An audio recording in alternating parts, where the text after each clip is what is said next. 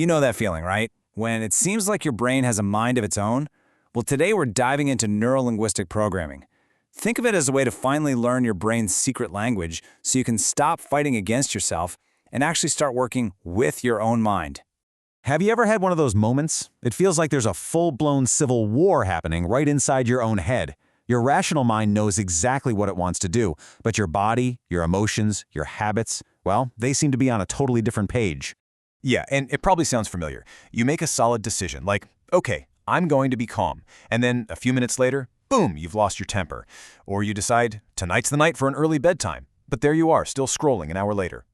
It's that maddening feeling of knowing what you should do, but for some reason you just can't. I love this quote because it just nails the feeling, doesn't it? It's like the logical part of your brain, the CEO, is in the boardroom making all these smart, sound decisions. But the rest of the company, your body, your feelings, they've just walked out. They're on strike, and they're not even listening to the negotiations. So what is really going on here? I mean, is it just a lack of willpower? Well, the answer might actually surprise you. Most of the time, this isn't about willpower at all. It's because your brain is running on autopilot. Just think about it for a second. So much of what you do every day isn't a conscious choice. You know, from brushing your teeth while you're already thinking about your first meeting, to that gut reaction you have when someone cuts you off in traffic, these are all automated responses, little programs that your brain just runs in the background. So how do these programs even get written? Well, it often starts with a single, powerful emotional event. Maybe being really harshly scolded for making a small mistake as a kid. And if something similar happens again and again, it reinforces that connection in your brain. It basically hardwires a rule that says, hey, making mistakes is dangerous. So now, today, that old rule runs automatically, as a protective script, like perfectionism or people-pleasing, all to keep you safe from a pain you might not even remember. And this right here leads us to the single most powerful idea in all of neurolinguistic programming. What if all those things you beat yourself up about, your short temper, your procrastination, what if they aren't actually character flaws? What if you're not broken? What if you're just running an old program? This is where NLP comes in. It gives us this incredible new way to look at everything. It sees these behaviors not as who you are, but as outdated software running on your system. And you know what's great about software? It can be updated. Let's really look at this reframe. Instead of saying, I'm just a short-tempered person, you can start to see it as your brain running a defense script it learned a long time ago. That people-pleasing habit? It's not your whole identity. It's a safety script your brain uses to avoid rejection. You see how that little shift moves you from judging yourself to just getting curious? And here's the crucial part to remember. These programs weren't created by a faulty brain. Oh no, they were created by a really smart brain that was doing its absolute best to protect you from things it saw as a threat. They served a purpose. It's just that now, that old protective software is actually getting in the way of where you want to go. Okay, so if we want to update this old software, we can't just fight it or force it. We have to learn how to communicate with the system administrator, which is our own subconscious mind. So it's time to learn how to speak your brain's language. All right, rule number 1, and trust me, this is a big one. Your subconscious mind, the part of you running all these automatic programs, it doesn't understand negatives. It doesn't really process words like don't, not, or stop.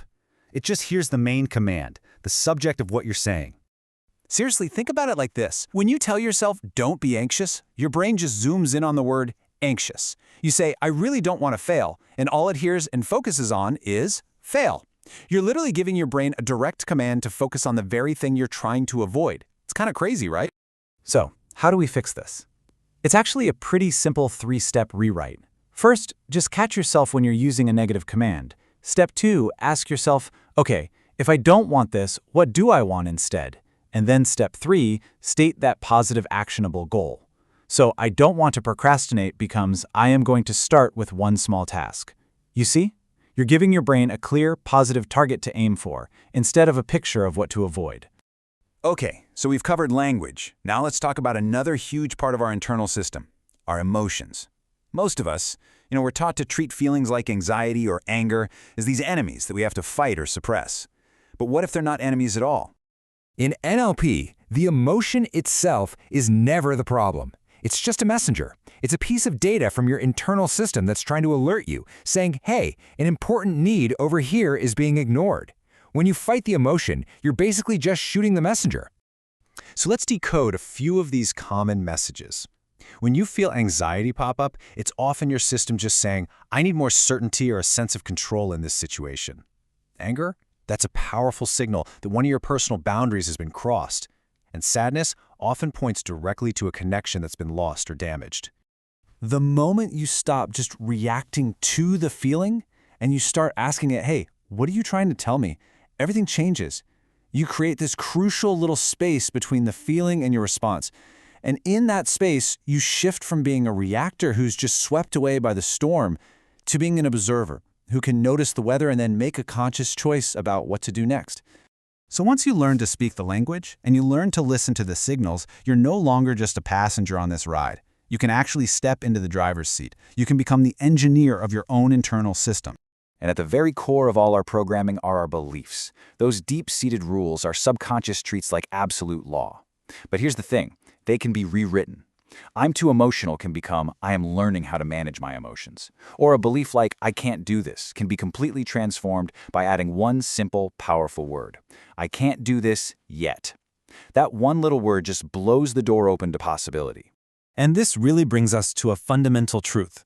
Trying to force change with sheer willpower, it's like trying to get in a fistfight with your computer's operating system. It's exhausting, and the system almost always wins. Real, lasting change doesn't come from fighting your brain. It comes from understanding it and starting to work with it. So here's a really gentle way to start updating an old program. First, just acknowledge the habit. No judgment. Then, get curious and try to understand its original positive intention. That people-pleasing habit, it was just trying to keep you safe from being rejected. And finally, you can mentally thank that part of you for working so hard to protect you for so long, and then gently give it a new job, a new, more helpful instruction for the person you are today. And in the end, it all comes down to this. Those old programs, the ones that are causing you so much frustration today, they were written by a younger version of you who was just doing their absolute best to survive. They did their job. So the real question now is, what new programs, what new instructions will you write for yourself, not just to survive, but to truly and finally thrive?